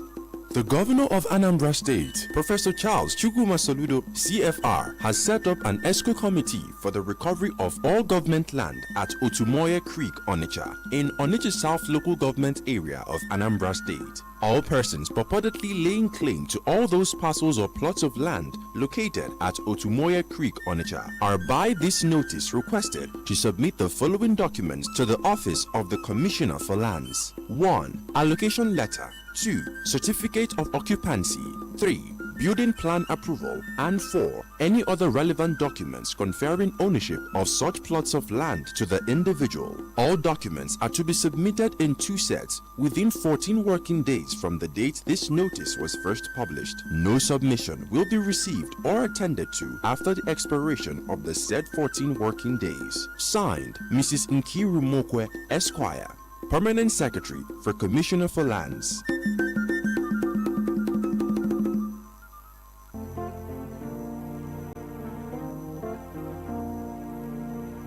You're welcome back. It's still Crossfire on Udala 104.7 FM. Let's really take a look at some, comments on our social media platform. We have this one from Mazuwode Chukwadoromosinachi. Wonderful morning to you, my honorable speaker, Chief Dr. Tony Olisa Mbeki, and our guest, Barrister Chibu Enwezo. Please, our guest should try next time to amplify his voice for proper hearing. Of course, in the issue of tax reform bill is quite disturbing because it is causing commotion in the society now. What we have, what the central government offered to the masses, what are they also, you say there are quite a lot of things there, but then you are actually commenting live from Oda Onitsha. Real Arrange Batlominede says, thanks to our guest for his unbiased and insightful analysis this morning. These are the kind of guests we wish to be gracing this holy sanctuary. We want them to be gracing this holy sanctuary with Udala Radio 104.7 FM. Despite being an APC member, he is objective. Mr. P2B should rest. He lacks capacity to rule Nigeria. He was served power in 2003, but he betrayed the trust, love, and administration of the masses. Of course, Arin Zebatomi and saying P2B should rest. Beautiful morning in the Udala, watching from Fege on Nature, China Gorum Favor. Martina Wabeze, good morning, Udala Radio. Keep up with the good works. Best and happy way. Good morning, house, and a happy new year to everyone here. My speaker, the statement credited to our guest in the studio as regards to the new INEC chairman. Honestly, what we saw in the life of the past chairman could be elementary to what we are going to see in future. Though the new INEC chairman is from North Central, but we should not forget that he is from Yoruba extraction and ever ready to work for his boss that brought him into office. Very unfortunate. Our constitution is not helping matters. Well, God is watching. I rest my case. Wishing everyone a great day ahead.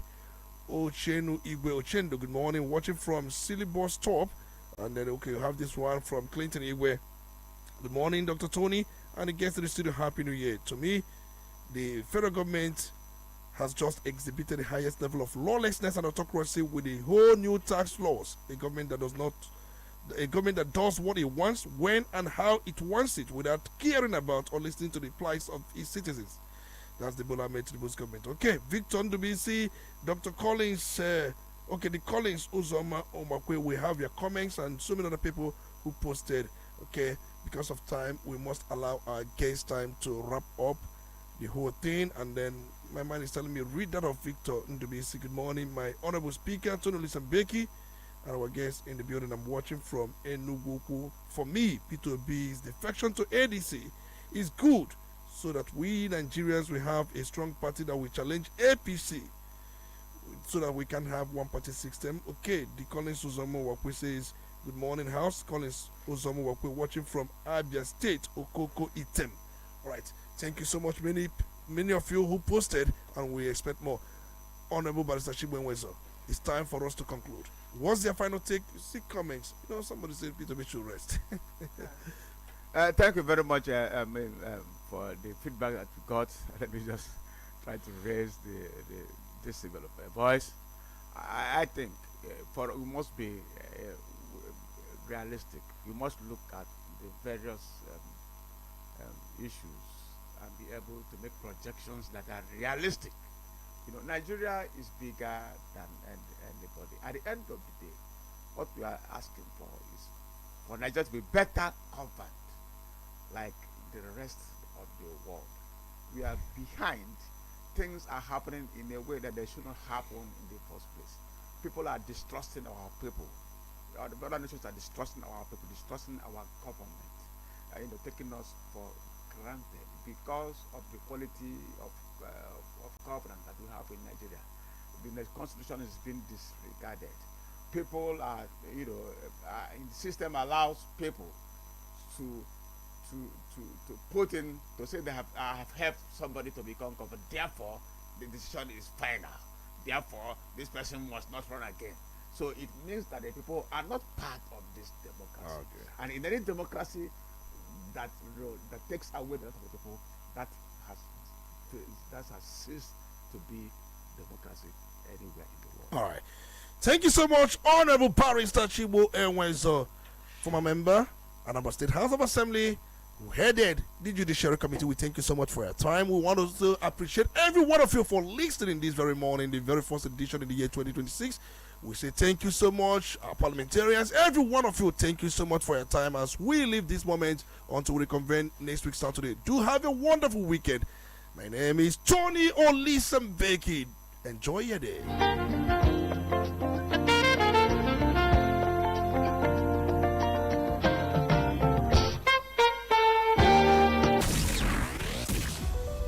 As the year draws to a close, we pause not just as a radio station, but as a